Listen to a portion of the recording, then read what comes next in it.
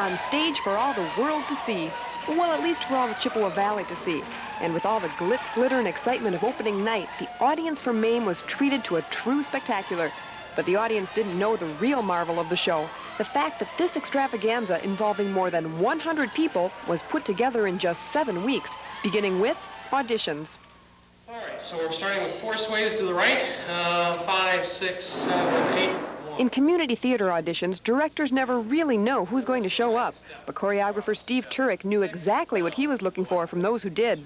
First of all, the main thing we said, even when you dance, I said, as long as you keep smiling and as long as you're selling a number, you know, that's basically what we're looking for. Sure, it's really nice if we can get those dance steps down, but if you're selling, no one's going to look at your feet. Meanwhile, upstairs, still more people were signing up for auditions. In addition to dancing, would-be stars were also required to read and sing.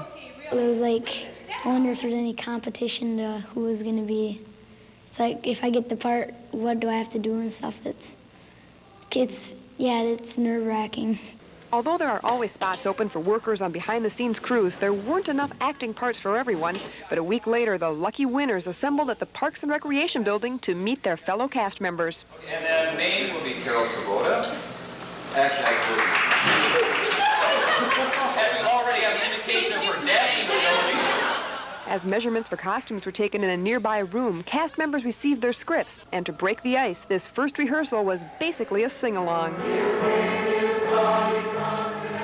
Since the Theater Guild is only 5 years old, it doesn't yet have its own building. So from this point until the week the show opens, all rehearsals will be held in this building.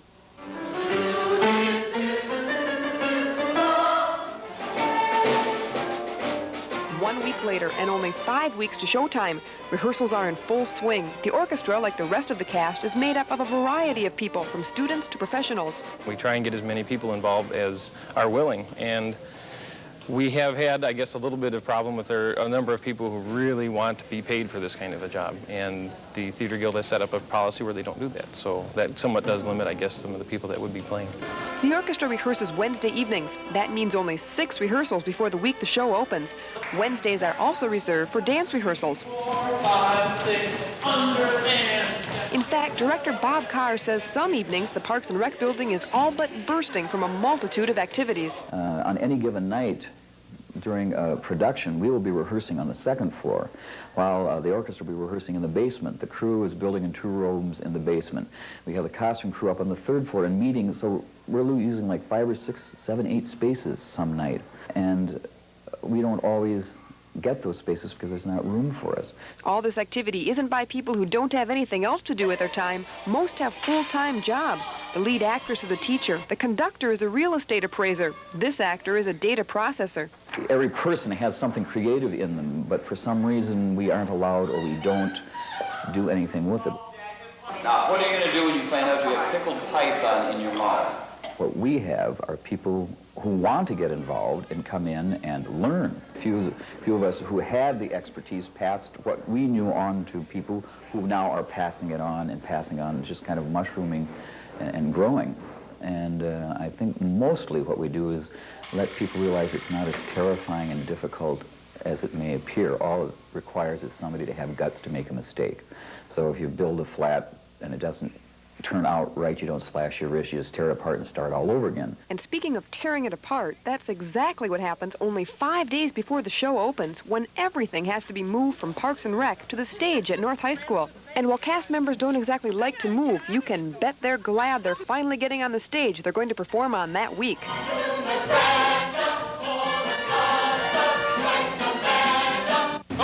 Oh! That's good!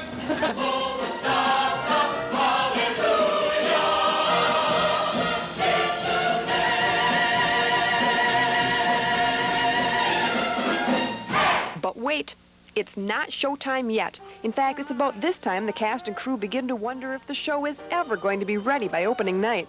I told Bob that I was going to leave and move to Canada about a week ago. Never to be seen again.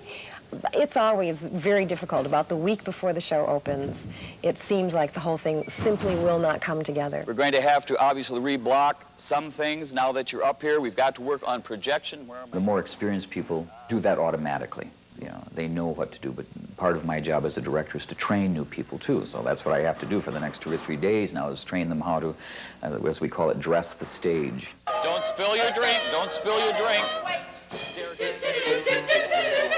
Good, good, good. Then giggle, giggle, giggle, giggle. As rehearsals continue and the actors become familiar with their new workspace, the crews are also hard at work. There are more than 150 costumes for this production and hundreds of props that need to be collected from people who have donated them temporarily. Very few props are store-bought. We couldn't possibly afford to do that. You know, it's putting on a show like this is very expensive. I'm not sure what the costs of this one are for sure, but most musicals of this type are in excess of $10,000. By trimming corners, this production cost closer to $6,500 than $10,000. Most of the money comes from season ticket and box office sales. But suddenly, budgeting and moving become incidental. It's opening night. House is opening up in about 7 minutes, so... Well, I didn't even remember doing this crazy eyebrow. Can you believe this? I need some help! You've got to pause after applause. I'm very, very nervous. I'm afraid that all the notes we just got a minute or two ago, I'm going to forget them. I'm excited. I can't wait to get on stage. Butterflies all the time. Very nervous. I've never had a principal role before. The butterflies are flying so high and fast, and I'm hot. But that may be my age. And blackouts.